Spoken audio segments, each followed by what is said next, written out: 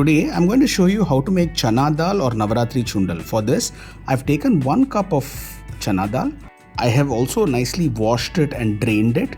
I will now soak this using 1 cup of water and allow it to rest for 2 hours. After 2 hours, you see it is nicely soaked.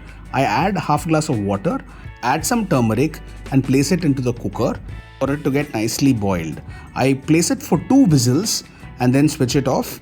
And then I see that the Chana Dal is completely got cooked very well. You can see it here.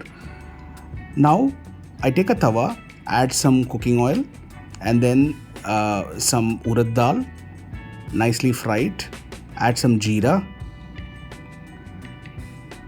add some mustard seeds, some hing, some green chilies and curry leaves, nicely fry it. And now empty the Chana Dal completely into the tawa. To this I add some salt and nicely mix it. I allow it to cook with the lid closed. To this I add some grated coconut and nicely mix it thoroughly. I also add some lemon to this and then nicely season it with coriander leaves. Sundal is now ready.